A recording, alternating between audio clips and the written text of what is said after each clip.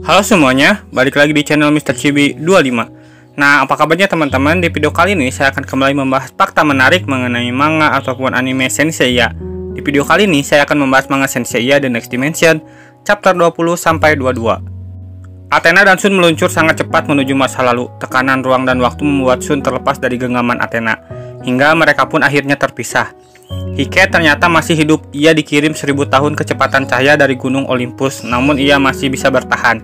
Hal tersebut dikarenakan ia seorang penyihir bulan dan sudah lama tinggal di sana. Meskipun jurus Kronos berdampak sangat kuat, namun Hike bisa mengatasinya. Ia kemudian melihat jam pasir bintang yang berada di atas danau. Hike lalu menanyakan keberadaan Athena. Kronos memberitahu bahwa Athena meminta dikirim ke 240 tahun yang lalu di Sanctuary sebelum perang suci dimulai.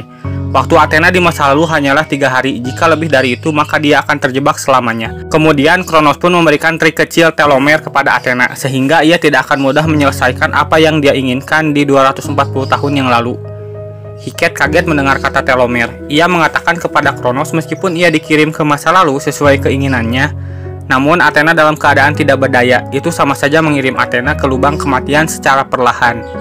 Namun Kronos tidak menggubris perkataan Hike dan kembali ke dalam tidur panjangnya. Di kastil Hades, Pandora merasakan sesuatu yang datang.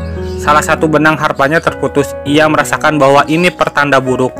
Athena hampir tiba di Sanctuary abad ke-18. Apa yang dikatakan Shijima ternyata benar, karena sang dewi mereka akan segera datang, yaitu Athena. Athena jatuh tepat di depan patung Athena. Izo, Ox, dan Shijima segera bergegas menuju tempat Athena jatuh. Sedangkan Sion dan Doko mereka kembali berjaga di kuilnya masing-masing. Di kastil Hades, Pandora memanggil kedua hakim dunia bawah, Vermeer dan Suikyo. Ia memberitahu bahwa Athena telah muncul di Sanctuary, tetapi spesifiknya masih belum jelas. Sampai dia jatuh di tempat suci, Pandora merasakan kosmo yang sangat luar biasa. Ia tidak pernah merasakan sesuatu seperti ini sebelumnya. Izo, Ox, dan Shijima sampai di tempat Athena jatuh. Mereka merasakan kosmo yang sangat luar biasa. Mereka terus mencari di mana Athena jatuh. Namun ternyata mereka sangat kaget ketika menemukan seorang bayi. Yang dikhawatirkan Hike ternyata ini. Athena datang dari masa depan hanya menjadi seorang bayi yang tidak berdaya. Izo mempertanyakan apakah ia Athena. Shijima melihat dari indera ketujuhnya bahwa Athena seorang gadis bukan bayi.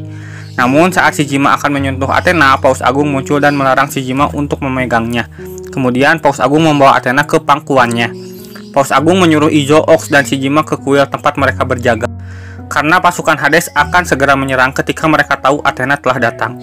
Ox dan Izo kemudian pergi dan melaksanakan perintah, namun Shijima merasakan ada sesuatu yang janggal pada diri Paus Agung. Di kastil Hades, Pandora sudah mengetahui bahwa Athena dalam bentuk bayi. Vermeer meminta untuk dikirim ke Sanctuary untuk membunuh Athena. Namun Pandora menolaknya. Ia memilih mengirim Suikyo, karena ia mantan seorang Sen dan ia mengetahui peta dari Sanctuary, sehingga ia akan cepat membunuh Athena.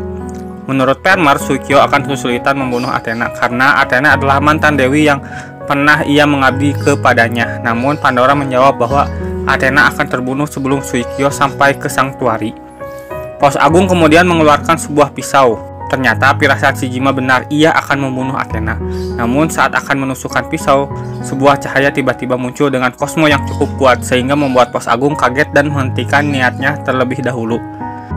Tenma meminta izin kepada Sion untuk mengecek siapa yang datang ke Sanctuary dengan kosmo yang cukup kuat tersebut, yang arahnya dari Colosseum. Sion mengizinkan dan menyuruh Tenma untuk mengalahkan penyusup tersebut. Ternyata yang memancarkan kosmo tersebut adalah Shun yang baru saja datang dari masa depan. Ia langsung dikepung oleh para prajurit Sanctuary. Ia mengatakan bahwa ia bukanlah musuh dan ia seorang Sen. Melihat cloth yang digunakan, para prajurit membenarkannya, namun mereka tidak pernah melihat wajahnya, sehingga mau tidak mau Shun akan ditangkap dan dijebloskan ke penjara. Karena tidak bisa diberitahu, Shun pun melakukan perlawanan dan mengalahkan prajurit Sanctuary dengan mudah. Tenma akhirnya sampai di Colosseum. Ia sudah bersiap untuk melawan Shun yang dianggap penyusup. Melihat Tenma dengan cloth Pegasusnya, Shun seolah melihat Seiya. Shun memanggil Tenma dengan nama Seiya, kemudian ia memperkenalkan diri bahwa ia adalah Pegasus Tenma, bukan Seiya, sambil menyerang Shun. Shun kembali menjelaskan bahwa dia bukanlah musuh dia, sama seperti Tenma seorang Sen dengan cloth Andromeda. Namun Tenma tidak mempercayainya dan menuduh Shun akan membunuh Athena yang berada di kuilnya. Mendengar keadaan Athena sudah aman, Shun merasa lega karena Shun dan Athena berhasil sampai di abad ke-18. Kemudian Sun menjelaskan bahwa ia datang dari masa depan untuk menolong temannya yang sedang sekarat karena tertusuk pedang Hades. Waktu Sun tidak lama, hanya 3 hari. Jika mereka gagal, maka Athena akan terjebak selamanya di masa lalu dan temannya akan mati. Teman Sun sama seperti Tenma, seorang pengguna Cloud perunggu Pegasus. Tenma lalu mengingat kembali saat ia melihat bayangannya yang mirip dengannya di air Cloud Crateris. Jika seperti yang Sun katakan, maka Sun dapat dipercaya dan Tenma baru paham maksud bayangan yang dimunculkan Cloud Crateris. Pandora memberitahu Permer bahwa Paus Agung adalah seorang pengkhianat di Sanctuary. Mereka tinggal menunggu kehancuran dari dalam. Permer berpendapat bahwa untuk menghancurkan Sanctuary, mereka tidak perlu melakukan pertempuran jika seperti itu faktanya. Namun menurut Pandora, mereka tetap harus bersiap karena ada satu kekuatan yang maha dahsyat yang harus diwaspadai yang nantinya bisa merusak rencana Pandora. Paus Agung kembali akan membunuh Athena dengan pisaunya, namun sayang ada Shijima yang menyelamatkan Athena dan berhasil merebutnya dari Paus Agung. Firasatnya tidak salah karena ada yang tidak beres dengan Paus Agung. Saat mereka berdebat, kemudian muncul Pisces Kardinal. Paus Agung menuduh Shijima sebagai pengkhianat. Ia memaksa Kardinal untuk menghabisi Shijima. Kardinal menolak dan mengatakan bahwa tidak mungkin Shijima berkhianat. Ia memiliki indera kebajikan sehingga tidak mungkin ia pelakunya. Kemudian Kardinal mengeluarkan mawar putih untuk membunuh sang pengkhianat yang tidak lain adalah Paus Agung. Merasa terancam nyawanya, Paus Agung mulai merasa tegang. Namun hal yang tak terduga terjadi. Kardinal menyerang Shijima dengan mawar putihnya, meskipun ia tahu pengkhianatnya sebenarnya Paus Agung. Kardinal mengatakan setiap orang tidak selalu akan berbuat baik. Maka dari itu, Kardinal berharap Shijima memakluminya. Nah, itulah untuk video kali ini. Terima kasih telah menonton. Jangan lupa like, komen, dan share.